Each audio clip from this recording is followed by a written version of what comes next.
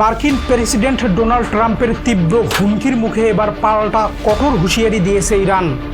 আন্তর্জাতিক সংবাদ মাধ্যম উইওয়ান নিউজের রিপোর্ট অনুযায়ী ইরানের পার্লামেন্ট স্পিকার মোহাম্মদ বাকের গালিবাফ এবং তেহরানের শীর্ষ আলোচকরা সাফ সাফ জানিয়ে দিয়েছেন, তারা চাপের মুখে পড়ে দেশের কোনো অধিকার নিয়ে বিন্দু মাত্রও আপোস করবেন না।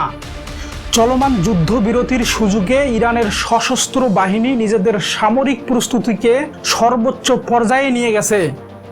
আমেরিকা যদি আবার নতুন করে কোনো আগ্রাসন বা হামলা চালানোর মতো ভুল করে, তবে তেহরানের পক্ষ থেকে এমন জবাব দেয়া হবে যা ওয়াশিংটনের জন্য অত্যন্ত তিক্ত এবং ভয়াবহ হবে।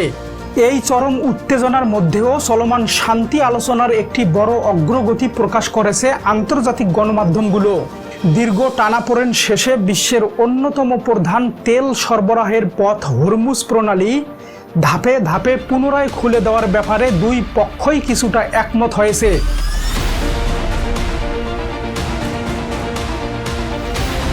বিশ্ব বাণিজ্যের জন্য অত্যন্ত গুরুত্বপূর্ণ এই নৌপথটি দিয়ে খসড়া চুক্তিতে আংশিক সম্মতি এসেছে।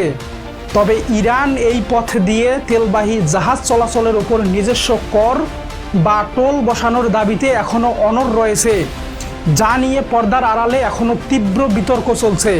আন্তর্জাতিক বিশ্লেষকরা বলেছেন, হরমুজ প্রণালীর ভবিষ্যৎ এবং ট্রাম্পের এই চরম আল্টিমেটাম আগামী কয়েক ঘন্টার মধ্যে বিশ্ব রাজনীতি ও তেলের বাজারে বড় ধরনের ওলটপালট ঘটিয়ে দিতে পারে।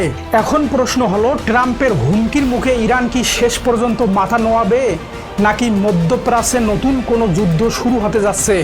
আপনার মূল্যবান মতামত আমাদের কমেন্ট করে জানাতে পারেন। প্রতিদিনের তাজা আন্তর্জাতিক খবরের নিখুঁত আপডেট পেতে আমাদের সাথেই থাকবেন।